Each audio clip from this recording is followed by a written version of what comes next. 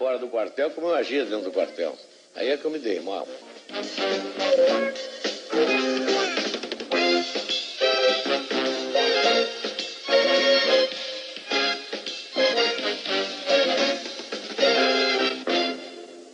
No início de agosto do ano passado, quando o presidente teve a primeira crise séria de dores nas costas e foi internado num hospital aqui de Brasília, eu tentei visitá-lo como amigo, mas fui barrado como jornalista. Então eu escrevi uma carta para o presidente e ele me respondeu com esse cartão. Meu caro Alexandre, estou muito alegre com a sua carta. Venha me visitar como amigo e não tenha receio de se portar como jornalista. Isso me encorajou a pedir uma entrevista ao presidente.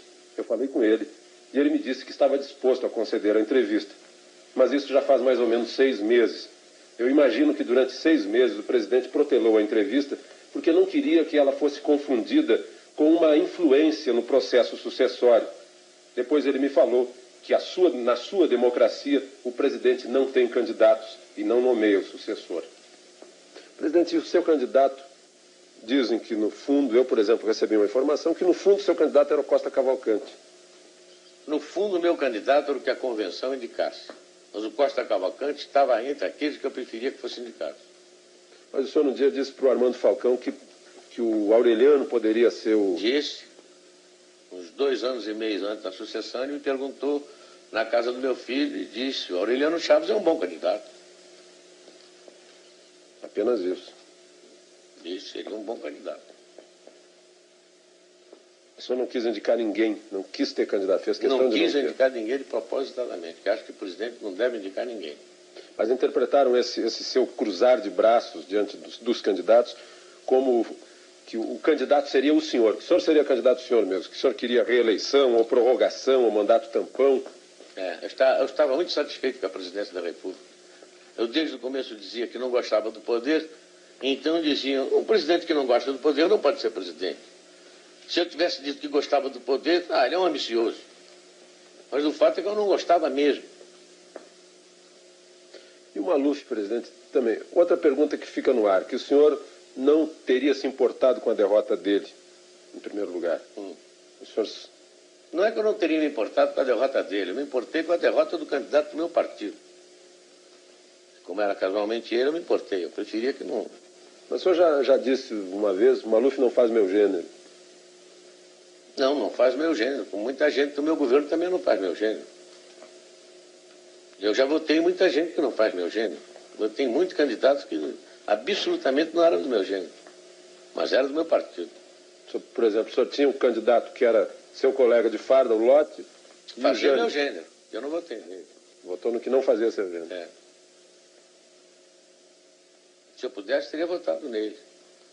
Estava muito mais identificado com o que eu aprendi no Exército com meu pai do que com o que os outros diziam. Quer dizer, conclusão, o Maluf não fazia seu gênero, mas o senhor o apoiou até o fim como candidato ao seu partido? Como candidato ao partido. Pois é, quando quiseram que eu indicasse um candidato, eu disse, não indico porque não é do temperamento. E mesmo que fosse o meu temperamento, eu não indico porque me tiraram o AI-5. Aliás, eu explicar, você me tirou o AI-5. Mas eu indiquei. Você indicou porque tinha o AI-5. Me dá o AI-5, talvez eu indique. Se o senhor tivesse o AI-5, o senhor faria isso? Não. Se o senhor tivesse o AI-5, o que o senhor faria com ele? O AI-5? Rasgava. Infelizmente, o gado rasgou antes de mim. Presidente, João Batista de Oliveira Figueiredo, o homem, imaginou algum dia que seria presidente da República? Não, nunca imaginei. O máximo que eu almejei na vida foi chegar a ser um bom oficial de Estado-Maior do Exército. E eu acho que eu consegui. Mas presidência da República nunca me passou pela cabeça. Como é que o senhor soube que seria presidente? Diziam assim que o senhor já sabia muito antes. Foi mesmo no dia que se fala, no dia 27 de dezembro? Foi no dia 27 de dezembro de 1978, na Granja do IP, quando o presidente Geisel me chamou para me comunicar que se tinha fixado no meu nome. E eu, nessa oportunidade, eu disse para ele que eu não seria tão cretino a ponto de dizer a ele que estava sendo surpreendido, porque já mesmo os jornais iam falando no meu nome. E que, portanto, eu estava preparado para um dia ter que responder aquela pergunta. E já que ele estava fazendo aquela pergunta, eu perguntei para ele se era uma ordem ou se era um convite. Ele disse, não, estou lhe consultando. Então, não. Eu não quero. Mas por que não quer? Porque eu me conheço. O senhor não me conhece bem. O senhor serve comigo, mas nós nunca tivemos um contato tão íntimo a ponto do senhor dizer que possa me conhecer bem. Eu me conheço e sei que não sirvo para isso. O meu temperamento e os meus... Se eu consulte meus colegas do Exército, eles todos vão coincidir comigo que eu não sirvo para isso. Depois eu não quero. Ele tornou a insistir e eu pedi a ele 24 horas para ele pensar. No dia seguinte ele voltou para mim, conversamos, e ele disse, não tem jeito, vai ser você mesmo. E o vice foi o senhor que indicou?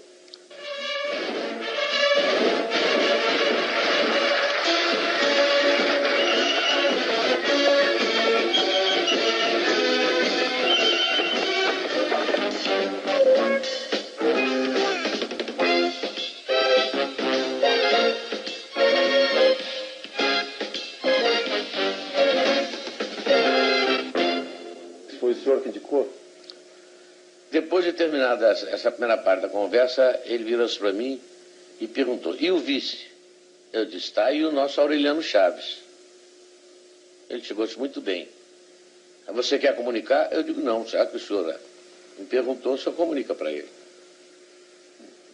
Mas quem citou o nome do Aureliano Chaves fui eu. Isso esclarece muitas versões aí de quem teria indicado. Não, ele não me indicou. Não me indicou absolutamente. Não me indicou nome nenhum. Outra coisa, presidente, que também está no ar. O seu relacionamento com Aureliano Chaves. Por que houve o afastamento? Isso é bom perguntar a ele. Ele saberia responder? Eu acho que sim. E o senhor chegou a ponto, assim, de antes de assumir a presidência ou depois de ter assumido, chegou a ponto de ter vontade de desistir, presidente? Não, depois que eu assumi um compromisso, jamais desisti de alguma coisa. Nunca passou pela cabeça desistir de coisa nenhuma. E até o fim? E até o fim. E a família? A presidência prejudicou a sua família? Prejudicou, porque eu fiquei 17 anos em Brasília, né? Não digo que foi a presidência, mas eu ter me metido, ou terem me metido nisso, eu fiquei 17 anos afastado da minha família. Meus filhos no Rio e eu aqui. Prejudicou, não há dúvida que prejudicou. Benéfico não foi. Nenhum membro da minha família saiu ganhando qualquer coisa. Pelo contrário. Só tiveram aborrecimentos, eu também. E nós ficamos afastados deles. Vamos amenizar um pouco a conversa. O senhor sabe que sempre há piada a respeito do presidente da República. E dizem que o senhor conhece todas as piadas a seu respeito. Qual é a melhor piada a seu respeito? Não conheço todas as piadas, conheço muitas. A primeira que me contaram foi a do sapato, aquela do Geisel, né? O presidente Geisel, antes de me escolher, foi com um companheiro, mas você vai escolher o Figueiredo? O Figueiredo tem um temperamento meio doido, o Figueiredo é meio maluco. Por que você não se fixa num outro elemento? E que o Geisel, então, aconselhado por esse companheiro, teria consultado um psicanalista. Faz uma experiência, vai lá e diz que ao psicanalista que quer ver as reações, como é que um presidente entra e sai do poder. Faz uma experiência com o senhor e depois faz uma com o Figueiredo. E o Geisel aceitou. E chegou lá e o psicanalista perguntou para ele, presidente, qual é o objeto que normalmente é quadrado, mas pode ser redondo, pode ter 4 pés, pode ser 6, serve para a gente se reunir em torno, para fazer refeições ou para conversar.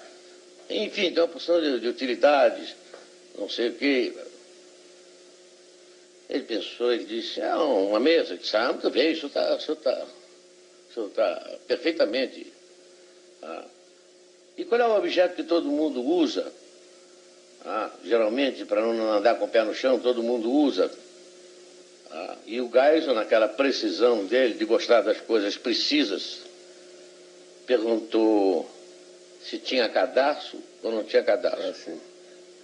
Não pode ter cadarço ou pode não ter cadastro. Então ele disse que é sapato. Ele sabe muito bem, o senhor está perfeitamente bem depois de 5 anos de governo. Aí quando eu entrei me fizeram essa pergunta. O Gás me contou. Olha, vão lhe perguntar isso assim, assim, vai prevenir. E a primeira pergunta que me fizeram foi essa dos sapatos também. E eu então perguntei, tem cadastro? O camarada disse, não pode ter cadastro e não tem cadastro. Então eu disse, então é um mocassim. Se não tem cadastro, é um mocassim. Foi essa a primeira que me contaram. Aliás, eu contei para ele. Mas o que eu achei mais graça é que diziam que desde o começo que eu não cumpria nada do que estava prometendo. Agora eu estou achando mais graça ainda dela. Agora você pede que olhem para trás para ver se o senhor cumpriu ou não. É o povo que julga se eu cumpri ou não. Eu tenho a consciência tranquila de que cumpri. O senhor entrou no mundo político, o senhor saiu do quartel e entrou no mundo político. Isso foi algum choque para o senhor? Foi porque eu pensei que eu pudesse agir fora do quartel como eu agia dentro do quartel. Aí é que eu me dei mal. A massa era completamente diferente. A gente com quem eu ia lidar era completamente diferente. O tipo de reação... No quartel só se falava em cumprir dever, em bandeira, defender o Estado, viva a pátria. Era o dia inteiro isso. E aqui fora só via interesse particular. A última coisa que eu ouvia falar era em Brasil. A ponto de eu perguntar uma vez a um determinado político, e o Brasil? Essa hora, presidente.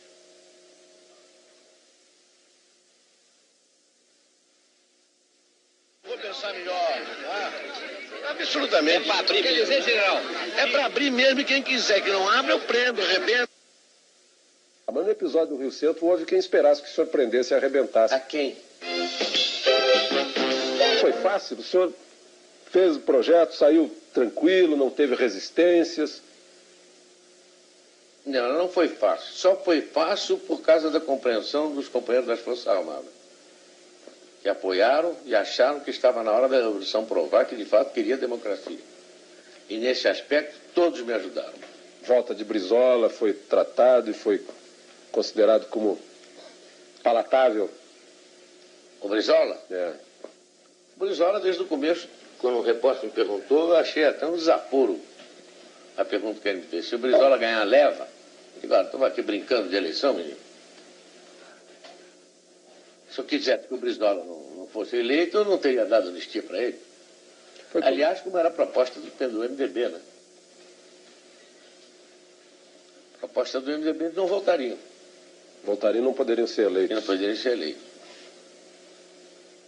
Aliás, uma pergunta semelhante foi no dia da sua posse. Perguntaram para o senhor, mas o senhor vai mesmo fazer desse país uma democracia? E eu brincando disse, eu prendo, arrebento, não sei o que lá. Está aí o presidente que nós elegemos, prende e arrebente. Mas o senhor disse prendo e arrebento. E no episódio do Rio Centro, o senhor, enfim, o senhor fez essa democracia, está aí, chegamos à eleição, o senhor não precisou prender nem arrebentar. Mas no episódio do Rio Centro houve quem esperasse que o senhor prendesse e arrebentasse. A quem? Aos autores. Mas quais foram os autores? A justiça me disse quais foram os autores? O senhor não... Eu estava sob o regime constitucional, não tinha AI-5 na mão. Fiquei esperando que a justiça falasse. Sem o AI-5... Se eu passasse por cima da justiça, aí sim, poderiam dizer que era um regime discricionário. Mas todo mundo queria que eu fizesse isso. Talvez seja até o uso do cachimbo deixa a boca torta. Todo mundo esperava que o senhor adotasse uma atitude de AI-5. Pois é. O senhor precisou decretar medidas de emergência que estão na Constituição. E o general Newton Cruz foi o executor dessas medidas. O senhor acha que ele agiu bem ao executar essas medidas? Muito bem. Agora todo mundo se queixa do exagero do Newton.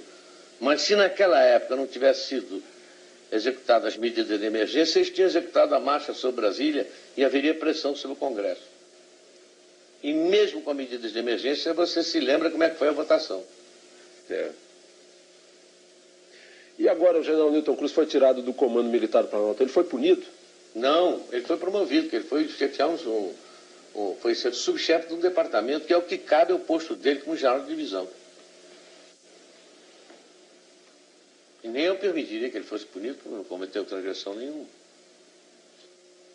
O senhor, durante uma parte do governo, saiu uma versão que o senhor teria comentado com algum íntimo, disse assim, olha, se me incomodarem muito, eu chamo o Pires e largo isso tudo.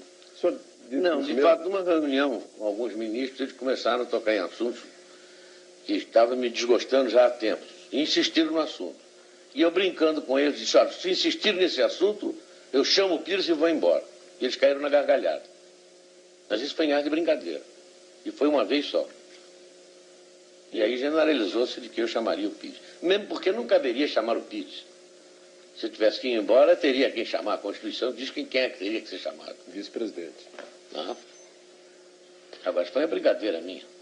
Presidente, por falar em chamar o Pires, a Veja publicou na outra semana uma versão de que no segundo semestre do ano passado teria estado na iminência de haver um golpe militar. O senhor leu essa versão? O que o senhor acha? Li, depois me chamaram a atenção e achei muita graça. Porque eu nunca estive na iminência de dar um golpe. Sempre que houve possibilidade de alguma coisa, eu entrei e valeu. Jamais passou pela cabeça do general Pires aquilo. Aquilo ali foi a maior história de ficção que eu já li na minha vida. Tem ali algumas meias verdades e alguns assuntos que nós possamos ter discutido. Mas na reunião preliminar com os ministros, com os presidenciáveis, eu discuti com os ministros militares. E um dos assuntos foi esse. As hipóteses possíveis. E essa hipótese foi completamente riscada. Eu tenho aí a cópia do documento, eu redigi e todos eles assinaram o documento.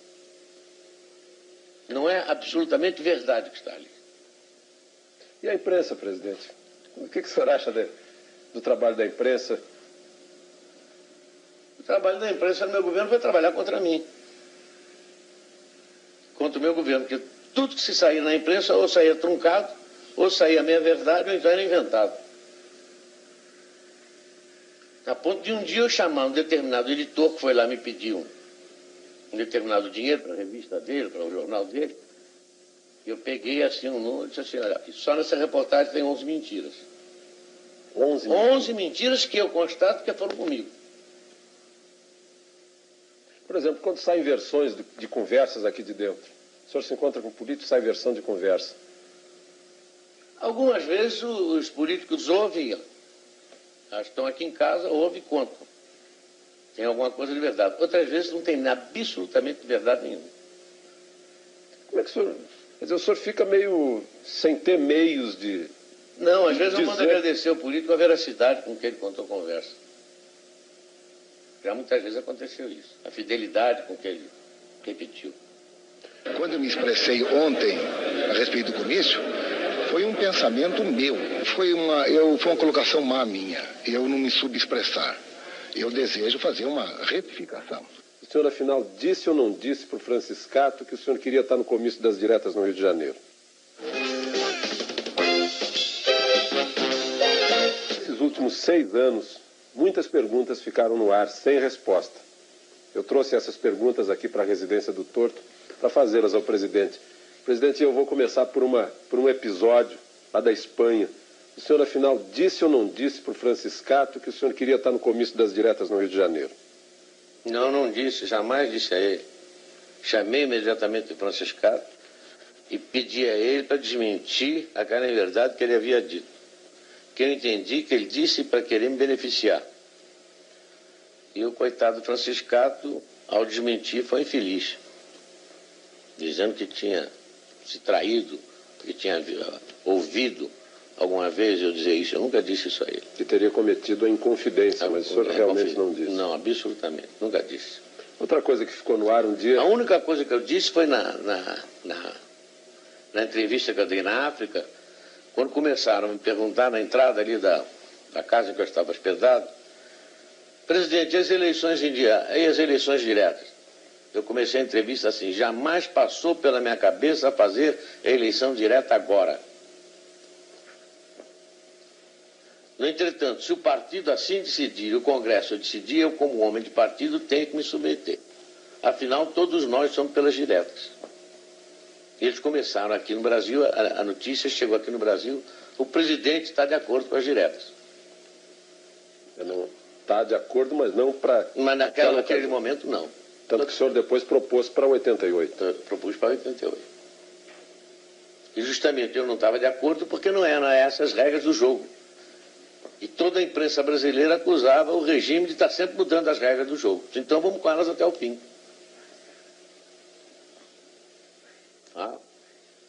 As regras do jogo foram até o fim e ganhou o candidato da oposição. O senhor lamenta isso? Lamento, que eu preferia que tivesse ganho do meu partido, fosse ele quem fosse. Mas um dia o senhor estava com um candidato do seu partido, e essa é outra pergunta que ficou no ar.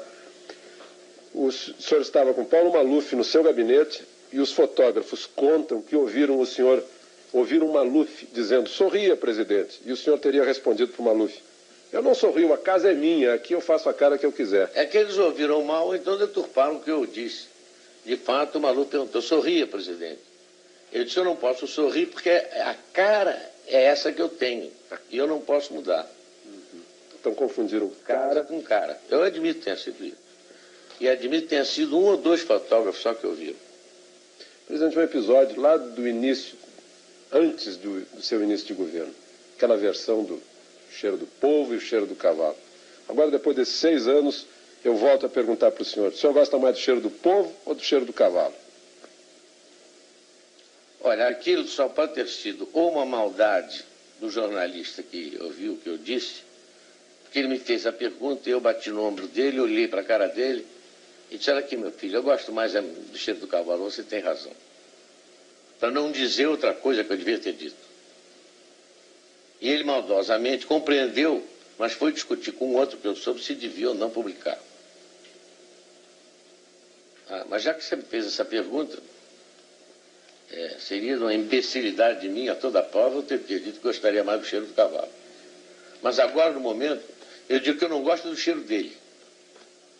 De quem fez a pergunta, não gosto. Como é que o senhor recebia essas críticas? Não, as pessoas que o cercam no palácio nunca sonegaram do senhor as críticas? Não, nunca sonegaram. Até pelo contrário, alguns exageravam até nas críticas. O SNI sempre me informou muito bem. E os companheiros também sempre me informaram muito bem. Eu recebia com naturalidade. E às vezes até com uma ponta de ironia. Porque criticando a mim, estavam criticando vários companheiros que estavam do lado de lá e que tiraram vários cursos comigo.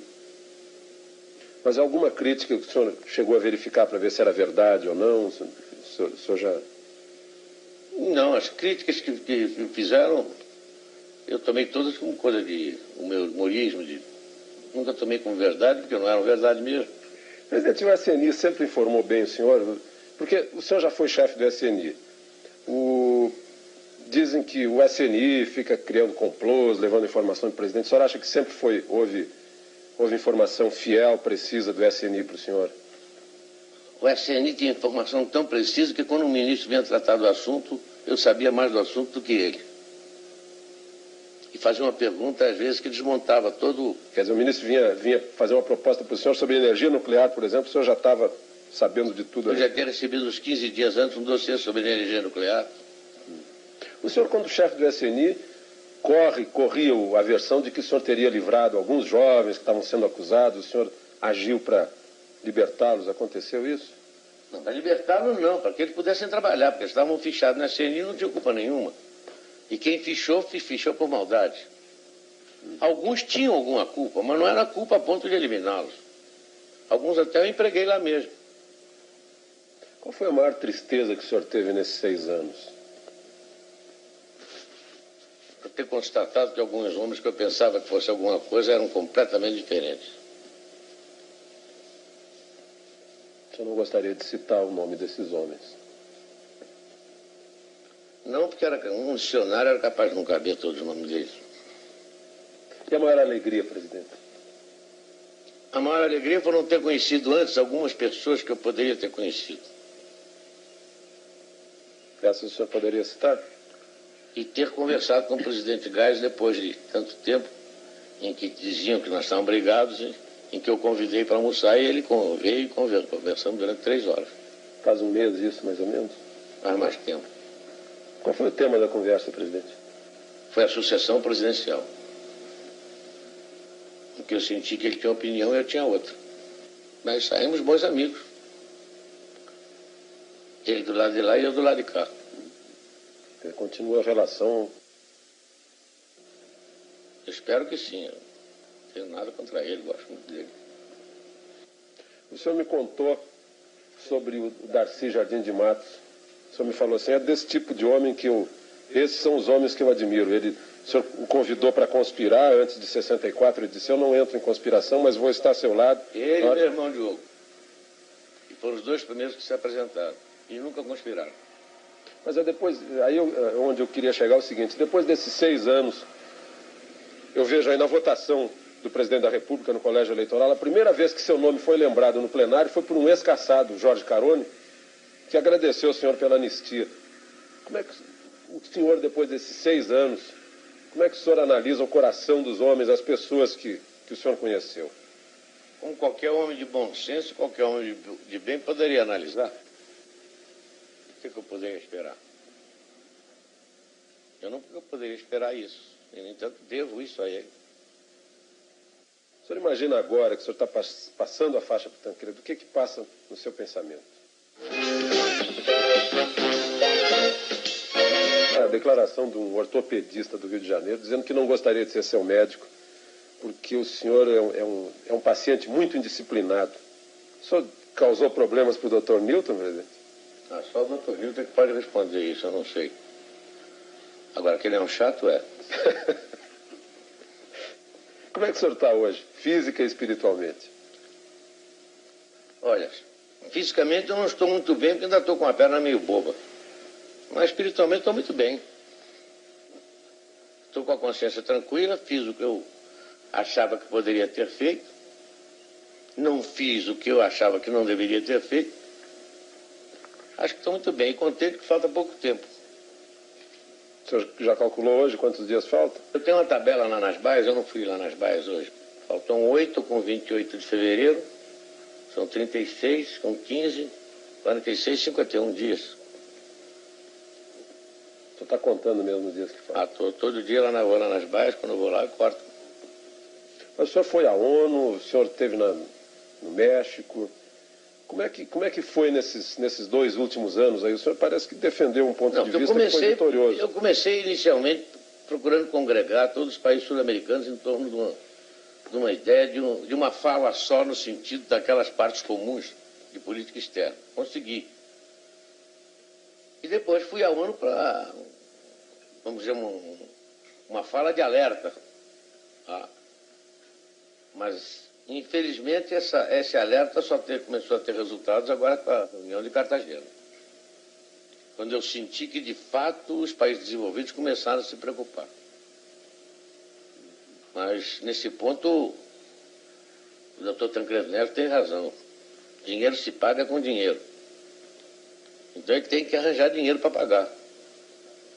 O senhor sempre pagou a dívida com dinheiro? Sempre paguei dívida com dinheiro. Não paguei com a miséria do povo, não paguei com dinheiro mesmo. Eu espero que ele consiga isso também. Presidente, governo Tancredo Neves, o que o senhor espera do governo Tancredo Neves? Eu não espero do governo dele, eu espero que ele tenha um pouco mais de sorte do que eu tive. E que no final do governo dele o povo faça mais justiça a ele do que fez a mim. Mas agora no final do seu governo até a oposição está fazendo justiça ao senhor. Foram lá no Palácio, o Hélio Garcia, o José Richa, o Iris Rezende estão convidando o senhor para homenagens, comícios. O senhor vai nesse comício? Não. O senhor não vai mesmo? Nem de lá do cá, nem do lado de lá. Mas fico muito honrado com o convite que eles me fizeram, muito agradecido. Sinal que alguém reconheceu que nem tudo que eu fiz foi ruim, né? O senhor agora, lá no sítio do Dragão, o senhor vai estar tranquilo. Se alguém aparecer lá para falar em política, pedir conselho, pedir que o senhor volte, você ser candidato a senador, alguma coisa assim. Eu acho que não vai aparecer ninguém. E se aparecer? Duvido. Eles me conhecem. A partir do dia 15 de março eu não sofro certas restrições que o cargo impõe. Você não precisa se conter. Não preciso me conter. O senhor me contou certas coisas que a gente não pode revelar, que realmente o senhor tinha boas razões para não se conter e se conteve. Tanto que tenho medo de não poder me conter depois do dia 15. No dia que o senhor estiver passando a faixa para o Tancredo, no dia 15 de março, o senhor imagina agora que o senhor está passando a faixa para o Tancredo, o que passa no seu pensamento? Eu tenho pena dele. Tenho uma pena danada dele. Por quê, presidente? Ele vai passar pelo que eu passei. O senhor não acha que ele está com mais opinião pública, dando força para ele? Tá com... Esse é que é o perigo, justamente. É que ele está com o apoio da opinião pública, está todo mundo esperançoso que ele possa fazer milagre, mas ele já disse que não vai fazer milagre, porque ele é um homem inteligente e sabe que não pode. Ele esteve aqui conversando com o senhor. Esteve, ele jantou comigo aqui uma vez, há uns 2 ou 3 anos atrás, e esteve no Palácio outro dia. Esteve no hospital me visitando. E várias vezes encontrei com ele em solenidade, em Minas, aqui mesmo. Essa passagem de serviço o senhor já abriu, ele já está, de certa forma, sendo ouvido? Já, eu disse a ele que tinha todos os órgãos do governo à disposição. Se ele quisesse, eu mesmo estaria à disposição dele para qualquer coisa. Inclusive nessa questão de fechamento da renegociação da dívida? Não, isso nós não tocamos. Agora, apenas disse a ele que iria ser difícil. Porque se dependesse do governo americano, muito bem. Mas não depende do governo americano, depende dos banqueiros americanos.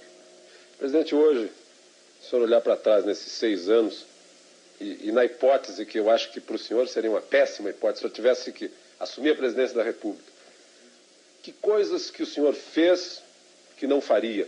E que coisas que o senhor deixou de fazer que faria? Coisas, fatos? Atos, ações de governo. Alguns fatos aí, alguns atos de fato, talvez eu não tivesse feito, não deram certo. Outros que eu não fiz, talvez eu tivesse feito, talvez dessem certo. Agora, uma coisa que eu acho que faria, não faria novas relações. Relações pessoais. Eu queria ficar com os amigos que eu já conhecia há 50 anos. Porque eu fui muito infeliz com as relações novas que eu fiz. Elas o surpreenderam. Desagradavelmente. Teria sido, o senhor me desculpe, teria sido ingenuidade política sua? Ou esperteza política deles, ou as duas coisas. Ou um julgamento demasiado severo a respeito da minha inteligência.